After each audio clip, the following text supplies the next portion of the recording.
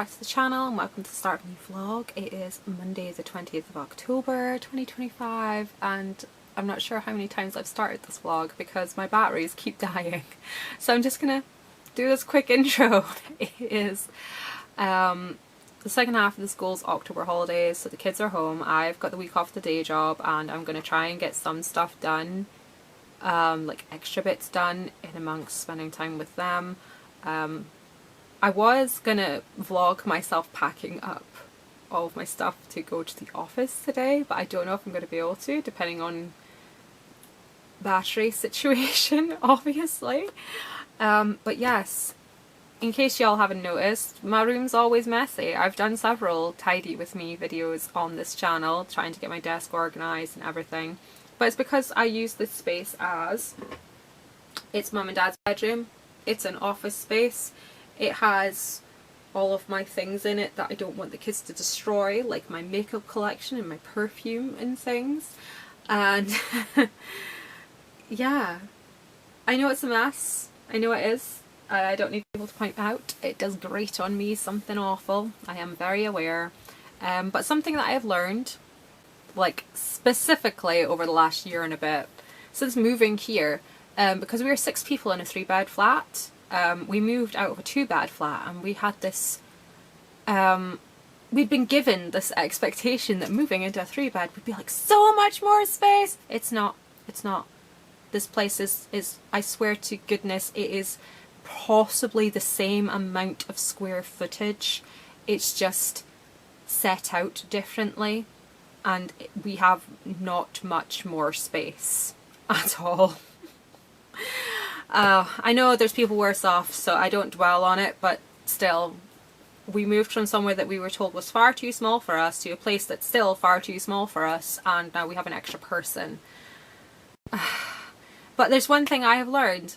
A lot of these aesthetic homes that like you see on Instagram, people cleaning their houses and washing down their walls and everything, and then doing all their deep cleans and all that wonderful stuff, like, it's wonderful, it's beautiful, I would love to have it, but also I own stuff.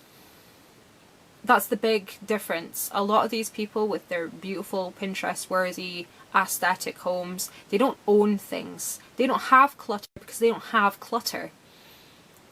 And it's only clutter if it's stuff that's not needed or wanted and is just in the way. Whereas what I've got in here is stuff that is wanted, it is needed. It is in the way because I don't have a way of better storing it and I'm overlapping room uses, but still, it's something that I keep having to tell myself for my mental health, that a lot of these pictures that you see in posts and profiles that are dedicated to these beautiful aesthetic homes, even if they have children, they also don't have stuff. And there was a wonderful one that I saw the other day, and it was poking fun at this kind of thing.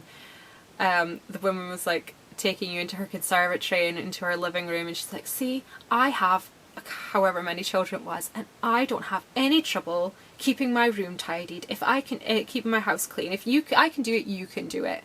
And then she walks off camera and the camera starts following her into the rest of the house that looks like a bomb went off. Admittedly, not as large a bombs went off in my house, but it illustrated the point. A lot of them also clear the space just to take that pretty picture. Behind them is all the junk they don't want you to see that they own. So either they don't own stuff or they're hiding from you how much stuff they own.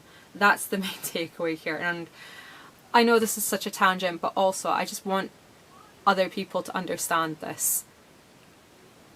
As long as you're living your life and your house is functional and it's happy, who gives a freaking crap what other people think?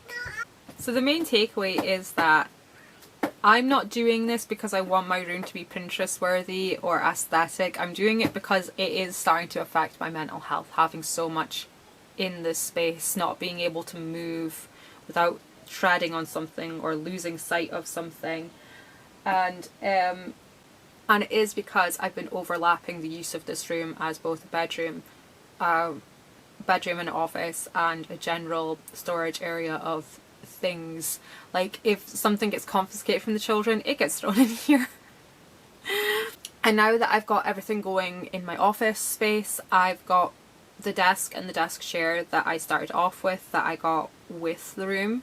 I've since gotten and I've had, it's a shoe rack I showed when I had the other office space at the hotel.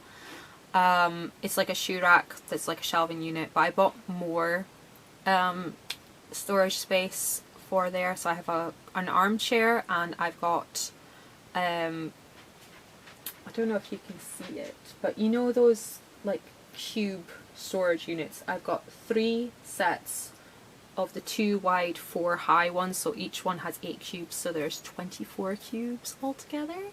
Is my math incorrectly? 24 cubes, and they're all going to go along the back wall of the office next to the window, like between the window and the door. And then there's the comfy chair, and I'm going to get a rug as well to make the floor a little bit comfier, and it will that will be my aesthetic space.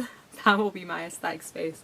It will be perfect for having an extra area to write in, having the chair there so that I can move, because sometimes when I start to lose my flow in one space, it helps to walk around or sit somewhere else. Sometimes I will write here for a little bit, I will write in the living room for a little bit, or write in the kitchen for a little bit, and just changing the energy, moving around helps. So having that little setup will hopefully increase some productivity, but it will also serve as a background for doing some sit down videos, doing some like reels or Instagram content or some photography and things.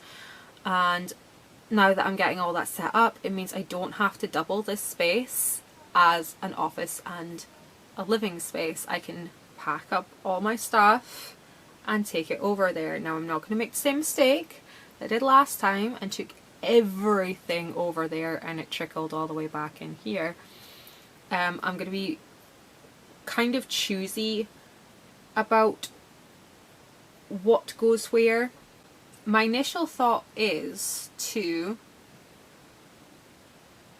take all of it over there and then just bring back a selection of stuff to keep here, like have a couple of these with washi tape in them here that I can use for my planner and if I'm doing some plotting and stuff. Because when I'm on the move, here's a good example, when I'm going between here and the office, I do have these little bags that I will just pop in whatever it is I'm using. This isn't a good example, this is a better example because this is what I'm actively using. This one's been in here since the other office space, I think. So that's not been touched since like April. But this is one I am actively using. And in here I've got these wonderful little sets of paper, because I usually have these things, and I will keep a couple of sheets of these in so that I can stick them into notebooks or whatever to enhance things. So I've got those ones, and I've got these elongated sheets that are like the same pattern just in different shades, and I love them. I got a big box of them off of Temu.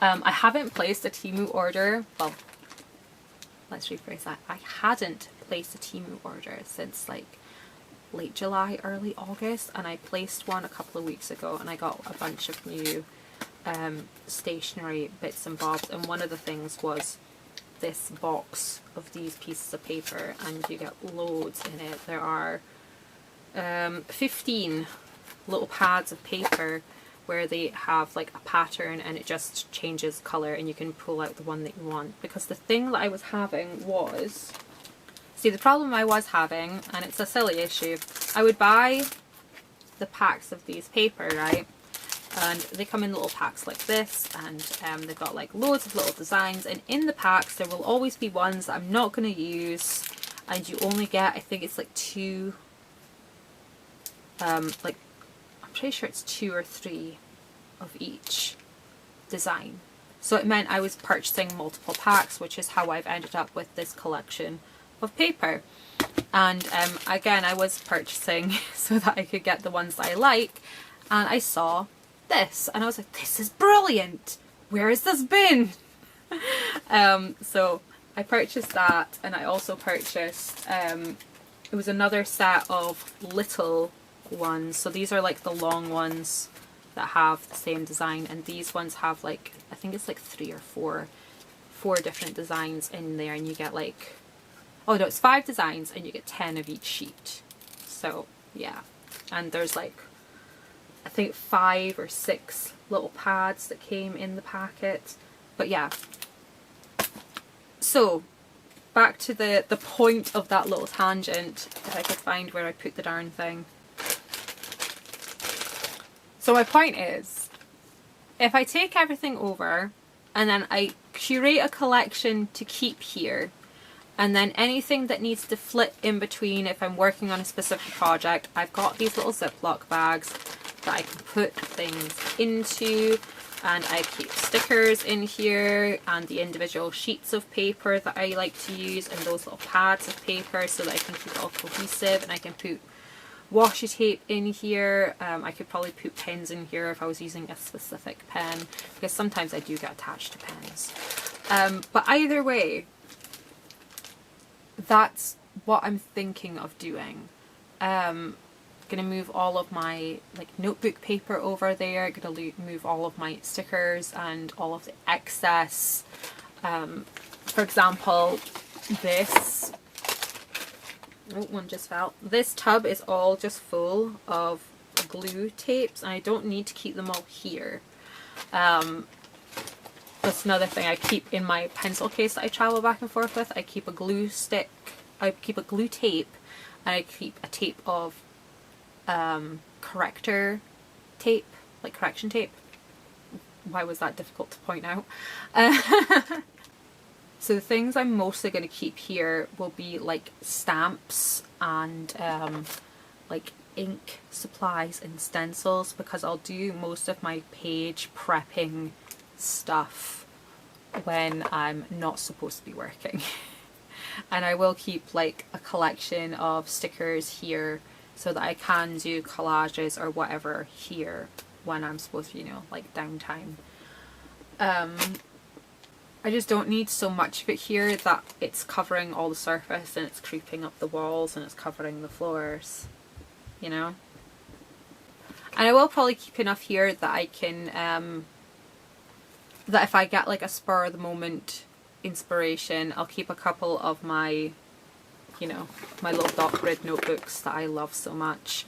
I'll keep a couple of these here so that I can start a project if I need to, or I'll keep like a pad of paper, a couple of pads of paper so that, but yeah, as I was saying, I will keep a couple of these little dot grid notebooks, and I will keep some pads of paper here so that if I do have like a spur of the moment idea that I need to write stuff down like right now, I can do that, and then I can copy into whatever I need to when I get to the office the next available time. Also, other thing that I got from my Temu order were these elastic bands. They're for like travelers notebooks, and I've been wanting to get some for ages. I just need to get like a traveler's notebook cover that will fit A5. I saw one that I really want on Etsy, but it's rather expensive. I might give it to myself as a Christmas gift, or I'll maybe give it to myself as like a gift for publishing my first work. Because I actually have set self up with a reward system for working. So this is my reward system for Holly. I just wrote down 1,000 word increments, because I think Holly's going to be about 60,000 words, and so for each 1,000 words I get a little reward. Like for 1,000 words I get to paint my nails, because I do need to refresh my nail. Like for 2,000 words I get to put on a face mask, and for 3,000 words I get to spend 15 minutes in a separate project, because the idea is that I will only be working on this project until it's done, and so a reward to be able to work on a different project is a worthwhile reward to me, because it means I get to progress a little further in something else whilst most of my focus solely being on here. So yeah, maybe that will be my reward when I publish in January. I will let myself purchase that traveler's notebook cover from Etsy, if it's still available. Who knows? Things with Etsy and Etsy sellers, who even knows? So for now I'm going to put my camera on charge, and I might catch a few clips on my phone, maybe like vlog my phone for a little bit with the pack up stuff, we'll see. And I will catch you guys in the next video. Thank you so much for watching. Hopefully this wasn't too all over the place. It's not quite the video that I wanted to share, but here we are. Anyways, at least I got some content up, and I was able to share some thoughts and some thoughts and plans and some fun new finds. I wish I did film a Temu haul, because there was some really cool fun things in that, but I just didn't at the time have any time, and I probably won't be doing another purchase from them until probably the new year. Right now we're in the season where it's just focusing on like Christmas and birthdays. Just had little Mikey's birthday, and then it's Rosie's birthday, and then it's Christmas, and then it's Rowan's birthday. So I'm just kind of picking up bits here and there for their birthday, and yeah, focusing on other things, because I didn't actually spend a whole lot when I did this last Temu haul. Some of it was like replacement stuff, like I bought another Christmas set of washi tape. Last time I bought this I got it from Amazon, and it was like £10. It was like £5 from Temu. But I bought a replacement of it because the kids over the year have gone into my actually, tell a lie, not over this year. I bought this set of washi tape in the old house, so I'd actually had it for like 3, maybe 4 years. And yeah, so it's irritating when it takes me total tangent, but it is irritating to me that I take care of things and use it reasonably and moderately and as necessary, and then the kids come in and just whole roll of something gone in 5 seconds. It's just the self-restraint in those moments. But I was able to get a replacement set of this Christmassy washi tape. There are a few bits that I probably will not use, like this Christmas tree one. I'd already given that one to the kids before, and I think that's what made them think they could just take the lot of it. But we've since established boundaries with Mum's crafting supplies.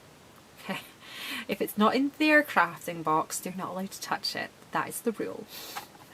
Anyways, I'll catch you guys later. Thanks so much for watching, and I'll see you next time.